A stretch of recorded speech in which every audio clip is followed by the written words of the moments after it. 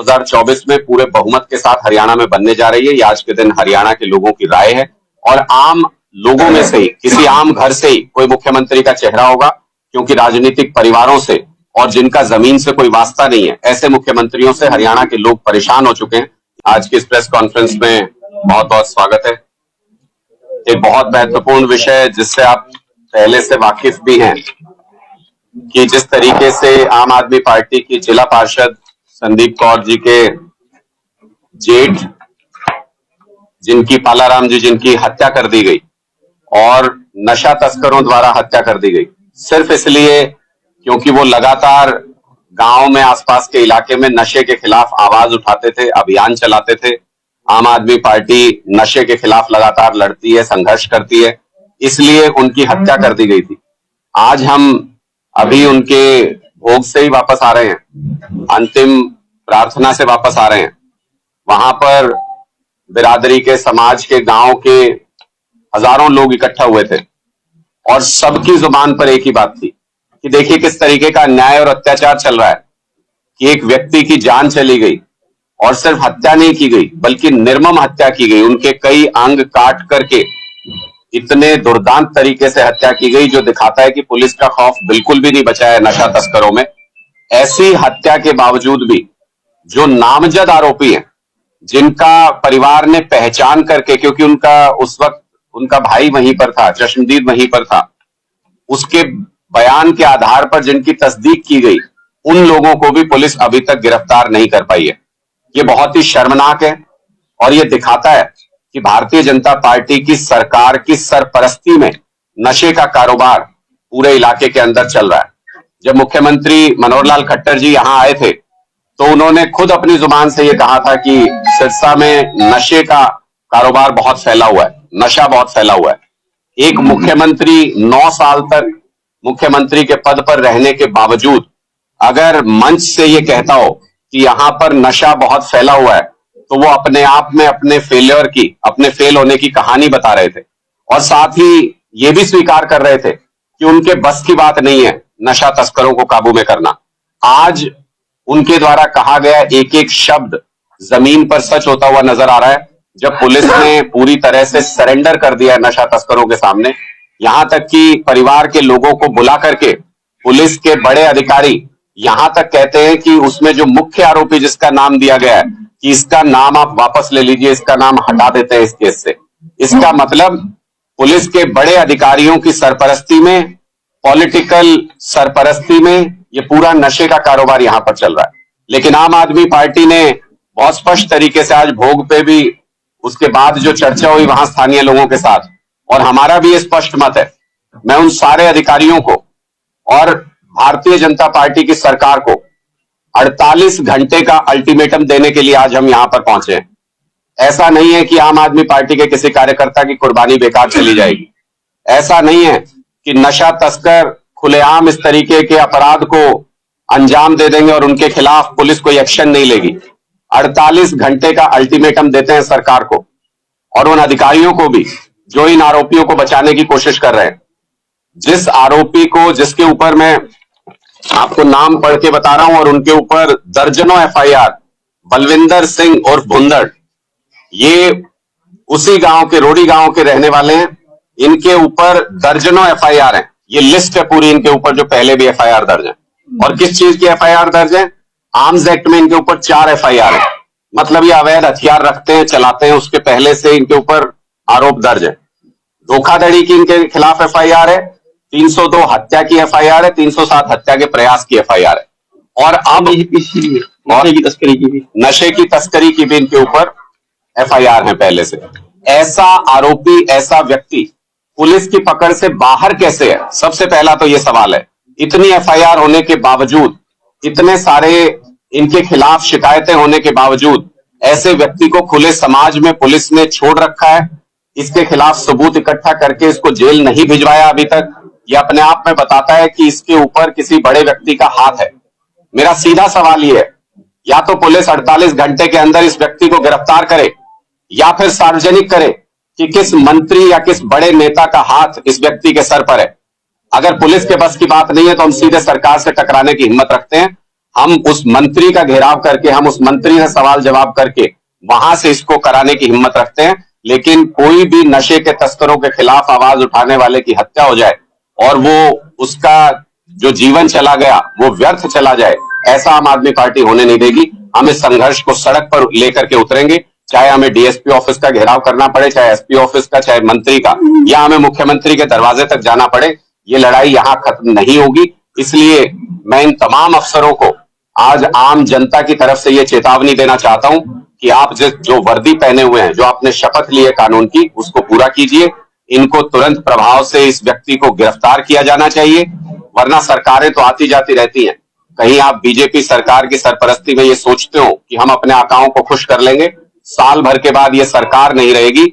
ये सब उन अफसरों के लिए मैं कह रहा हूं जो इन नशा तस्करों का साथ दे रहे हैं कि साल भर बाद ये सरकार नहीं रहेगी, लेकिन हम जरूर यहीं पर रहेंगे और हमें ये याद भी रहेगा जो कुछ आप आज कर रहे हैं।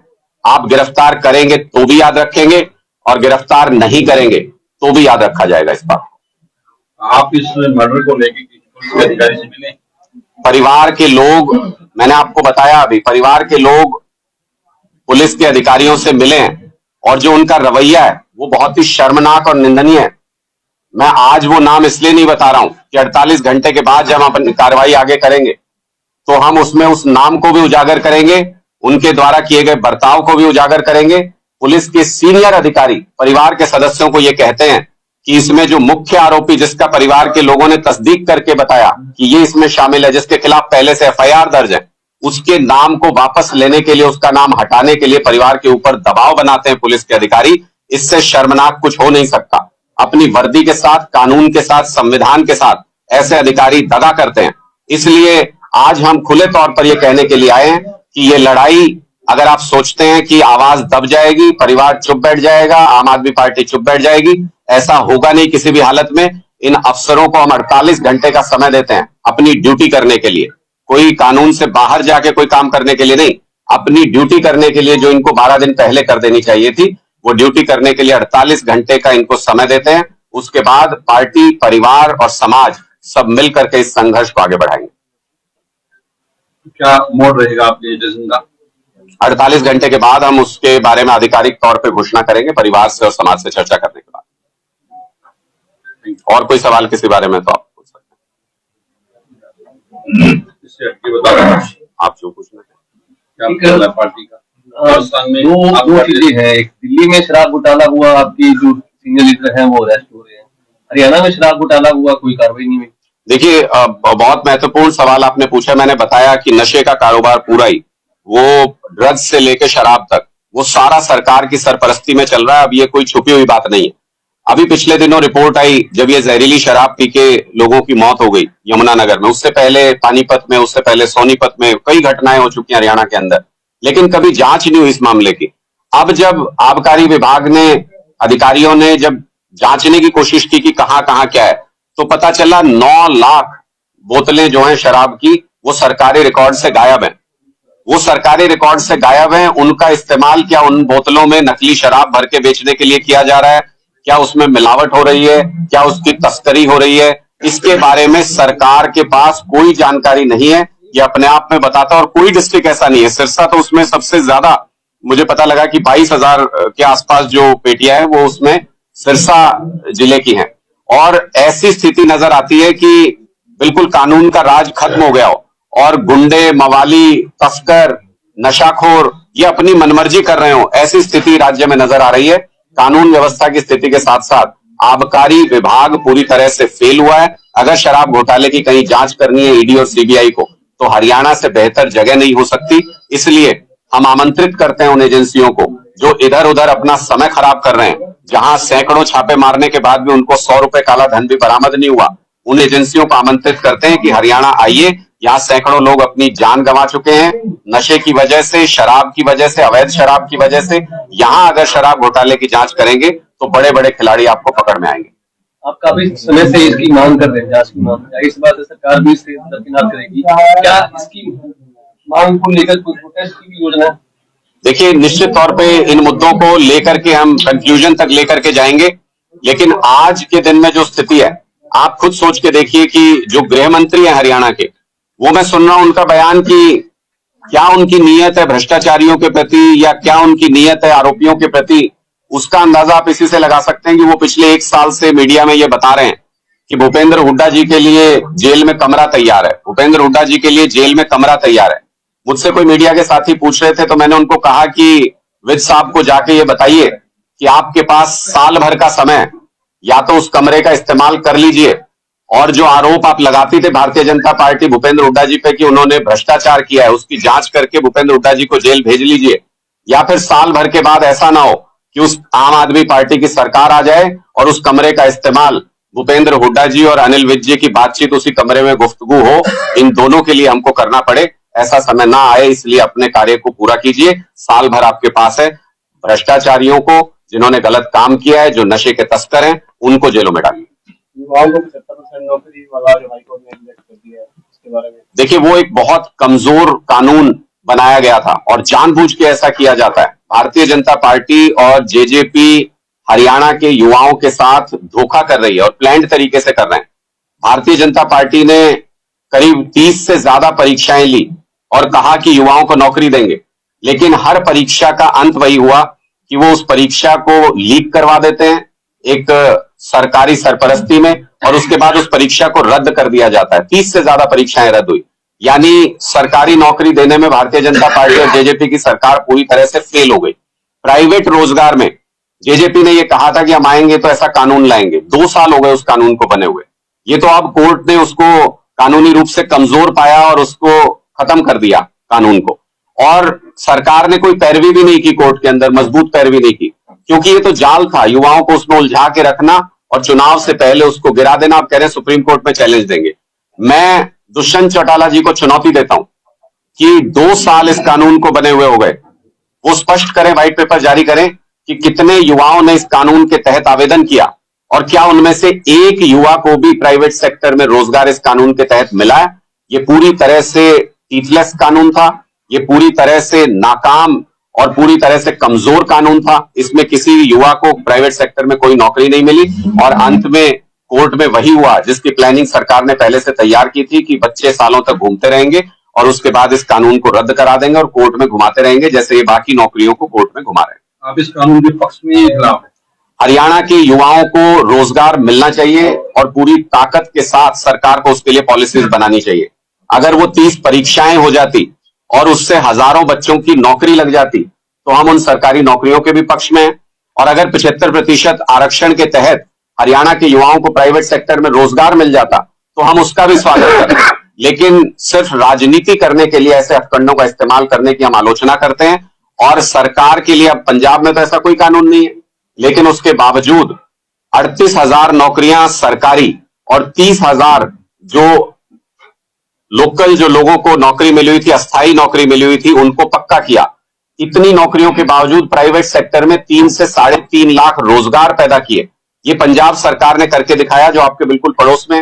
हरियाणा सरकार भी चाहती तो ऐसा कर सकती थी, लेकिन आज हरियाणा में 1,80,000 से ज्यादा सरकारी नौकरी के पद खाली हैं। ये दुर्भाग्य है हमारा कि हमें ऐसी सरकार मिली पिछले 9 साल के अंदर जो ना प्राइवेट सेक्टर में हरियाणा के युवाओं को रोजगार दिला पा रही है, ना सरकारी सेक्टर। 5 राज्यों में विधानसभा चुनाव है। कांग्रेस, बीजेपी, दूसरी पार्टियां दावा करेगी सरकार बनाएगी। आप पार्टी क्या दावा कर रही है? देखिए, आम आदमी पार्टी भी सीमित संसाधनों में, हम एक छोटी पार्टी है और सीमित संसाधन है, उसमें हम जितनी ताकत से चुनाव लड़ सकते हैं हम सभी राज्यों में चुनाव लड़ रहे हैं और अच्छे नतीजे निकल के आएंगे। आम आदमी पार्टी लगातार पूरे देश के अंदर अलग अलग राज्यों में अपने पांव फैला रही है। मुझे पूरी उम्मीद है कि सभी राज्यों के अंदर जहां चुनाव हो रहे हैं वहां पे आम आदमी पार्टी का खाता खुलेगा, हम अच्छा परफॉर्मेंस करेंगे और धीरे धीरे अरविंद केजरीवाल जी का जो विचारधारा है वो पूरे देश के अंदर लोगों तक पहुंच रही है। अगर हरियाणा में आपकी सरकार बनती है तो सीएम चेहरा कौन होगा? अगर मगर है नहीं, आम आदमी पार्टी की सरकार 2024 में पूरे बहुमत के साथ हरियाणा में बनने जा रही है। ये आज के दिन हरियाणा के लोगों की राय है और आम लोगों में से ही, किसी आम घर से ही कोई मुख्यमंत्री का चेहरा होगा, क्योंकि राजनीतिक परिवारों से और जिनका जमीन से कोई वास्ता नहीं है, ऐसे मुख्यमंत्रियों से हरियाणा के लोग परेशान हो चुके हैं। इसलिए किसी एक आम घर का व्यक्ति, जैसे दिल्ली में मुख्यमंत्री बना, जैसे पंजाब में मुख्यमंत्री बना, ऐसे ही किसी एक आम घर का व्यक्ति हरियाणा का मुख्यमंत्री होगा जो हरियाणा के लोगों की भावनाओं को रिप्रेजेंट करता हो। क्या वो आम आदमी या सीएम चेहरा अनुराग ठाकुर हो सकता है? अनुराग ढांडा पॉलिटिक्स में सीएम बनने, मुख्यमंत्री बनने, मंत्री बनने या विधायक बनने नहीं आए। हम लोग आम आदमी पार्टी के जितने भी कार्यकर्ता हैं